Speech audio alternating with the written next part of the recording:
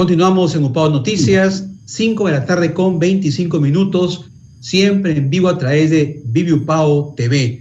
Vamos ahora a conversar, siempre es bastante grato poder seguir ampliando la información ya de una perspectiva propia del análisis del derecho constitucional con el doctor Humberto Enríquez Franco, docente de la Universidad Privada Antero Orrego, sobre este clima, sobre esta situación que vive el país de crisis de gobernabilidad. Como lo dijimos al inicio, ya sentimos un respiro, hay una luz al fondo de ese túnel que ya nos ilumina, como es la elección del presidente de la mesa directiva del Congreso, el presidente del Parlamento, y por lo tanto, como ya lo hemos dicho, él asumirá el día de mañana, a partir de las 4 de la tarde, se ha anunciado, la presidencia del país, el gobierno de transición, en este proceso que dure la transición, va la redundancia, el tránsito para la proclamación del futuro presidente, el próximo presidente de la República, que será elegido en los comicios del 11 de abril del 2021. Doctor Enríquez, bienvenido a PAO Noticias, buenas tardes. Muchas gracias, Alberto. Bueno, doctor, siempre un gusto conversar con usted, y la opinión pública, los ciudadanos, estamos un poquito, ya como se dice, más calmados, después de haber vivido un fin de semana de muchas tensiones, de mucha incertidumbre y también de mucho dolor por estos dos jóvenes universitarios que fallecieron. Hace unos minutos ha sido el sepelio de estos dos jóvenes peruanos, considerados pues los valientes que se enfrentaron a esta situación de crisis de gobernabilidad. Doctor Enríquez, luego de la juramentación ya del presidente de la mesa directiva, el señor Francisco Sagasti, y mañana, en consecuencia, asumirá el gobierno de transición, ¿qué es lo que tiene que hacer un gobierno de transición para devolverle la tranquilidad a la ciudadanía y sobre todo la estabilidad política que es tan importante en estos momentos? Mira, lo primero que debo decirte es que, como hemos conversado ya anteriormente, si todo y todos, gobernantes y gobernados, nos rigiéramos por lo que dice la Constitución, cualquier situación que se presente no generaría un caos, no generaría ningún vacío de poder, etc. Lo fundamental es entender esto, y aquí yo quiero, como una manera pedagógica de decirle a la gente, es que nuestros deseos no se pueden imponer sobre lo que está establecido en la Constitución del Estado. Si no se respeta la Constitución, las consecuencias, recuerdo haber conversado contigo y te decía, bueno, esto, cualquier cosa puede pasar. Me da mucho gusto y estoy contento de que estemos saliendo de esta situación tan grave que en los últimos días se ha presentado. Y lo digo porque no es que yo esté contento porque hay una persona que ha salido elegido, porque puede ser de tu simpatía o no. Eso está al margen. La alegría pasa porque la Constitución ha demostrado que tiene las instituciones políticas suficientes para que el país salga de cualquier situación difícil como la que estamos viviendo. En algunos momentos parecía que esto desbordaba y no tenía solución. Pero si uno retorna a lo que dice la Constitución, ahí hay siempre una solución. Entonces, decirte en primer lugar que estoy contento de que la Constitución haya tenido las instituciones para que estos conflictos o fenómenos políticos tengan una salida pacífica y no violenta. Eso es fundamental. Ahora, a tu pregunta, ¿qué cosa es lo que tiene que hacer un gobierno, digamos, de tránsito, ¿no es cierto? Un gobierno que solamente lo asume porque esa es la forma de cómo se tienen que ir sucediendo las personas dependiendo de cómo se presenten los momentos.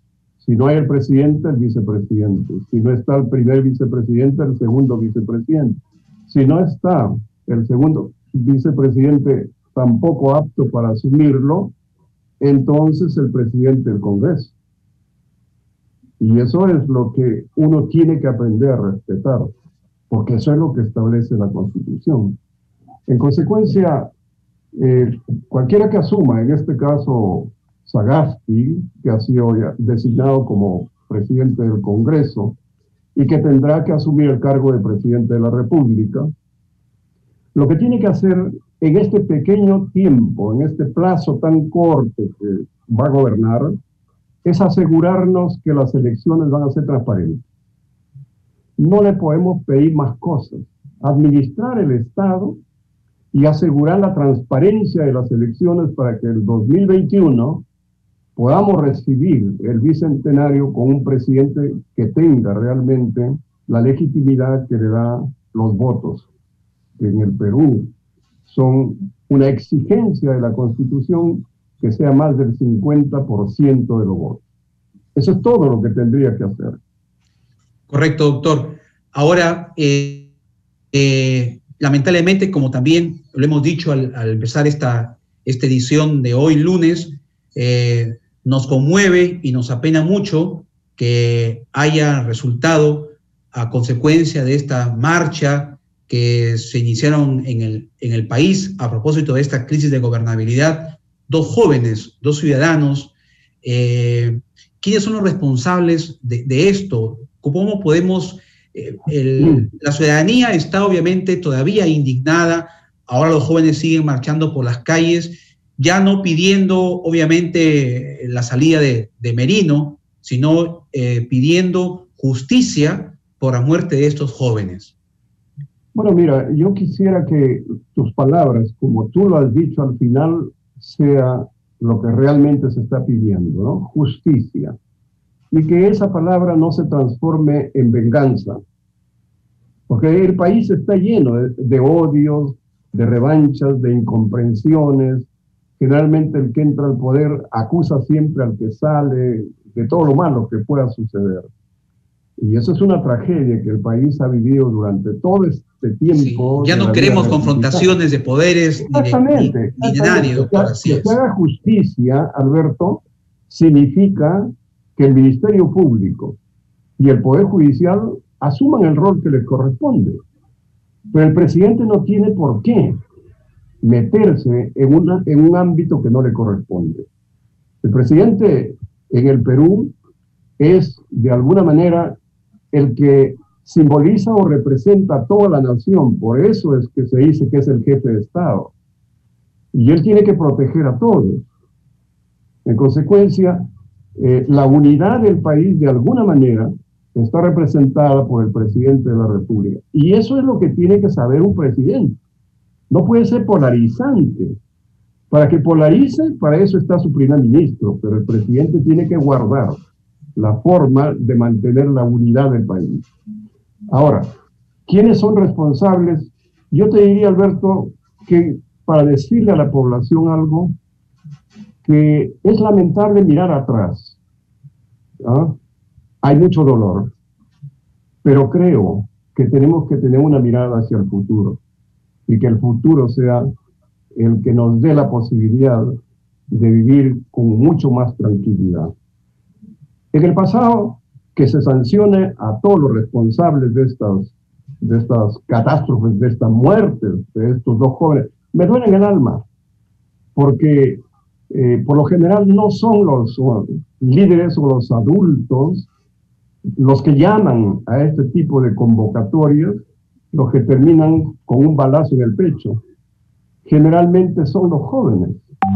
Y yo no creo que los jóvenes tengan que tener esta obligación de enfrentar y poner el pecho y darnos los muertos para que los adultos muchas veces utilicen sus intereses personales o partidarios sobre la tragedia que ha sucedido. Entonces, yo vi, por ejemplo, que en la primera noche, cuando se eligió al presidente de Acción Popular, al anterior, Merino de Lama. Merino de Lama, que quienes estaban en las plazas públicas cogiendo las banderas eran los candidatos. Era, por ejemplo, el del partido de los morados, como le llaman, Julio Guzmán. Incluso vi al presidente Humala, he visto a Forsyth, convocando y llamando que salgan a protestar porque este era un golpe de Estado.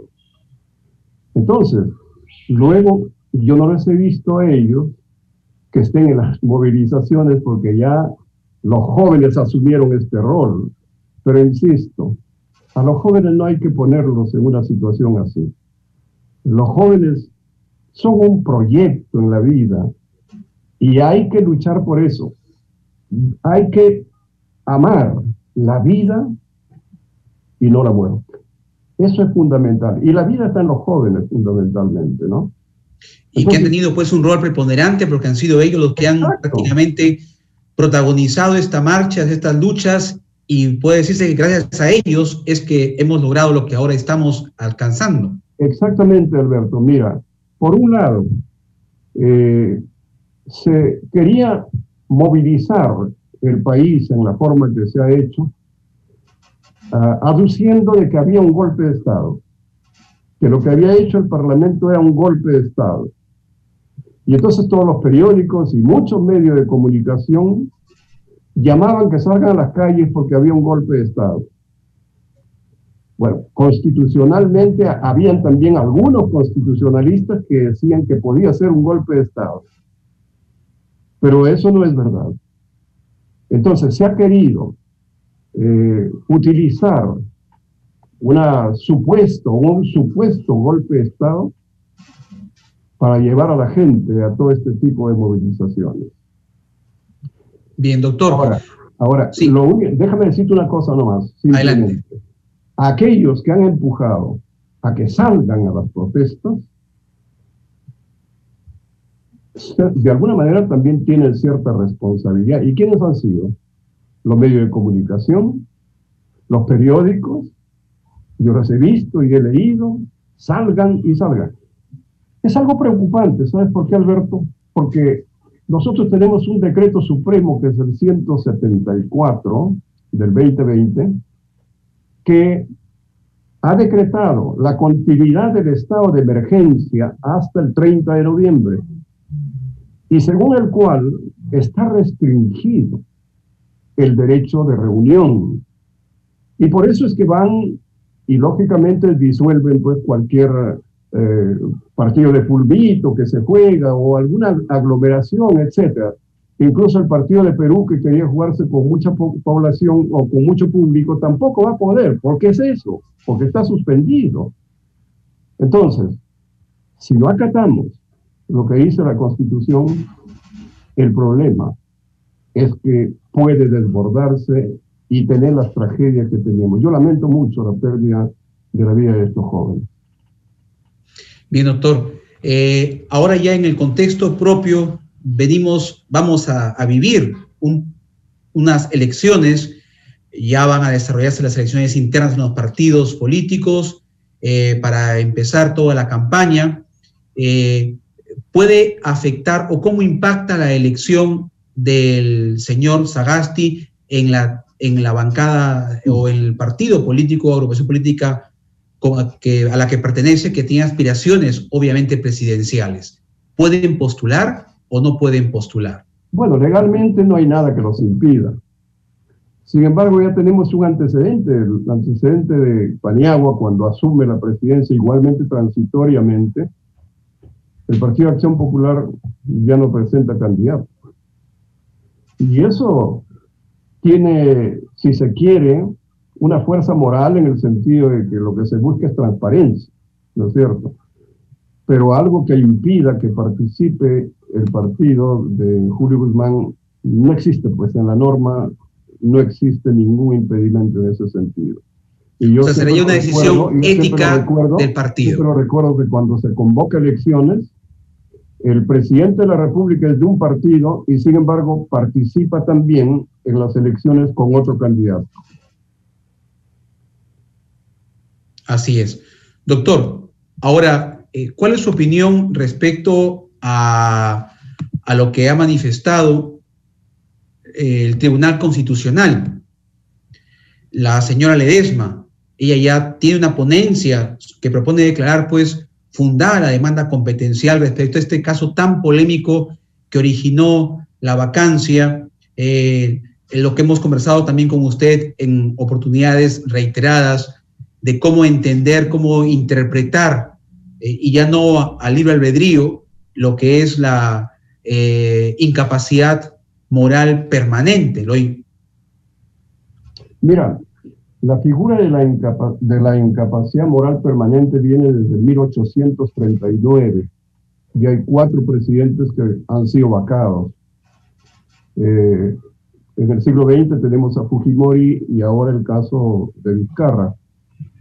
La verdad, déjame decirte con toda honestidad, es que esta figura es una figura que nosotros llamamos en el derecho constitucional una cuestión política no justiciable. En realidad no tiene que llevarse a los tribunales y ningún presidente que ha cesado lo ha llevado a los tribunales o al Tribunal Constitucional.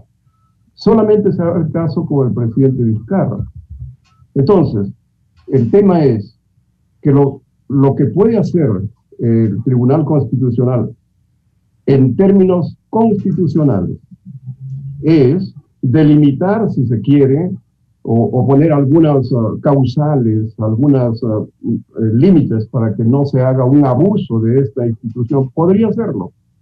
Y el mayor límite es que, yo le he escuchado también a ella, es que se aumente el número de congresistas que podrían dar la vacancia, ¿no? O sea, ella misma dice, habría que subirlo a 105 para que no sea fácil. Bueno, pues 105 ya es francamente una imposibilidad casi de alcanzarlo, ¿no? Entonces, por ese lado está bien, pero si va a declarar fundada la cuestión competencial, la va a declarar, pero de la primera que el presidente Vizcarra hizo llegar al Tribunal Constitucional. Y todo lo que diga será pues de aquí para adelante, porque el Tribunal Constitucional no puede legislar retroactivamente, ¿no? Entonces, quedaría como un precedente para futuras situaciones que se presenten. Como un precedente, efectivamente, ¿no? Pero yo creo que el tribunal tiene que ser muy cauto en este sentido, ¿no? Porque tampoco puede vaciar de contenido esta institución que de alguna manera nos da una especie de puerta, en el sentido de que si un presidente comete una serie de actos que pueden ser homicidios, que puede ser corrupción, etcétera, etcétera, no lo podrías juzgar sino hasta que termine su mandato. Y tenías que mantener un presidente 5 años en esa situación, ¿no? Entonces, esta es una puerta que permite que el presidente esté a la altura y que mantenga, pues, la limpieza y la transparencia que exige ser un presidente de la República. Bien, doctor Enríquez, muchas gracias por la información. Estaremos siempre atentos a estos temas que son tan trascendentales en la historia de nuestro país y, como usted lo ha dicho, a seguir muy vigilantes, muy atentos para exigir como ciudadanos que este gobierno de transición cumpla con la transparencia de las elecciones generales del próximo 11 de abril. Y sobre todo, Alberto, decirle a la gente que hay canales institucionales en la propia Constitución para resolver cualquier tipo de esta cosa. Ya el mismo tribunal iba a dar una respuesta frente a un planteamiento hecho por el presidente Vizcarra. Había que esperar. Sin embargo, nos hemos precipitado un poco. No sé, los peruanos somos un poco también, pues, muy emotivos, ¿no es cierto? Sí, pues, pero al margen de la Constitución siempre las cosas pueden ser delicadas. Entonces, mucha tranquilidad es lo único que le pido a la gente. Tranquilidad, serenidad, que estamos a puertas de una nueva elección y eso debe tranquilizarnos, ¿no? Bien. Gracias, doctor Enríquez. Muy amable. Hacemos una pausa y regresamos con más en UPAO Noticias.